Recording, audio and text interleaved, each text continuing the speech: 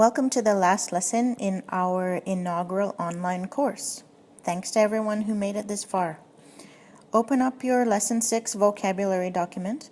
I'm going to first pronounce all the words a few times each and then go into a lesson on the grammar. Agetnistaha, agetnistaha, agetnistaha, satnistaha, satnistaha, ragetniha, ragetniha, yatniha, yatniha, gonorunkwa, gonorunkwa, kenarunkwa, kenarunkwa, rinorunkwa, rinorunkwa, yezanorunkwa, yezanorunkwa, yanorunkwa, yanorunkwa, etenorunkwa, etenorunkwa,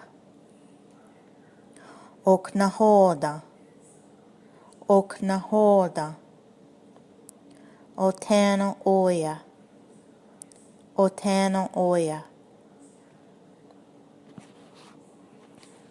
otana, otana, yahotana, yahotana,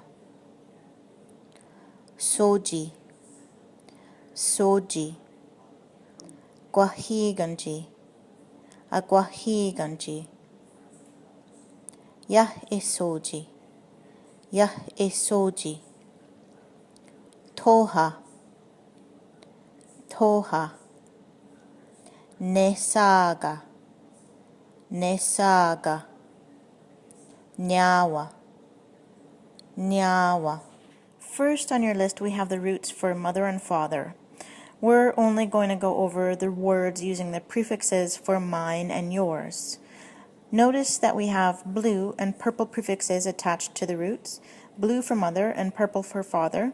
We use the purple prefixes for male relationships and for younger female relationships, and we use a variation of the blue prefixes for older females.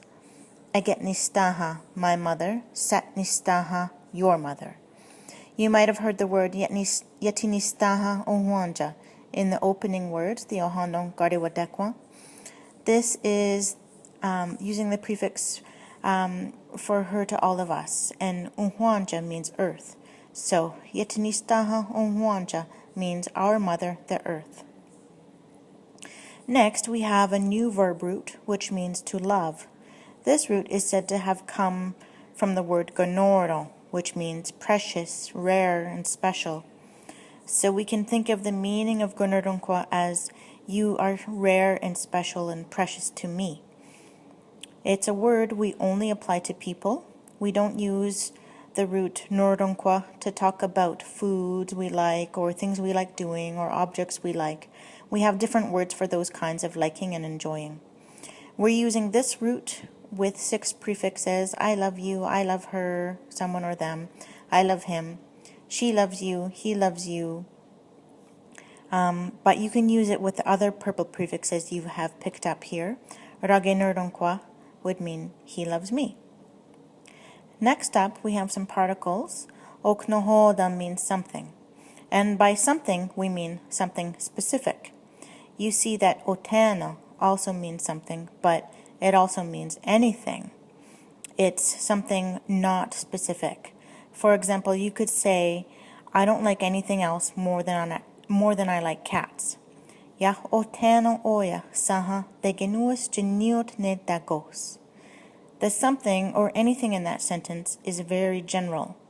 And if you were to refer to something specific, you could say, I know that you like something more than dogs. Waga deriandere ji oknohoda saha senuus geniot ne erhar. The something in that sentence is specific. There is a specific thing that the person likes more than dogs. Otana oya is something or anything else. Next we have nothing, yah otana. See that nothing is just a negation of something. We don't have a word for nothing or empty. We have to say it's not something, or there's not something in it. It's lovely to come to understand how positive our language is.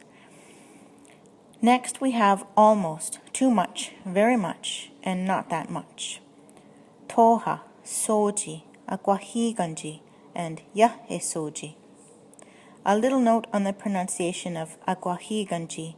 You can kind of link that H to the I, and it sounds more like one word, akwahigan. And that G in there, that's a particle by itself that is being used as a joiner, so you don't need it if you're not linking akwahigan to anything. For example, if someone asks you how much you love your mom, you can say gwahigan. You wouldn't say the G unless you're adding another thought. For example, I love her a lot. Agwahigan ji keinarunqua. And in a note on the yah esoji, which means not that much, you see how it starts with yah, our word for no. This means that you're negating the verb that will follow, so you have to use the de. So you would say, yah esoji degenuas ne tegan erhar. I don't like that dog that much. I have attached the de onto genuas because it's negated.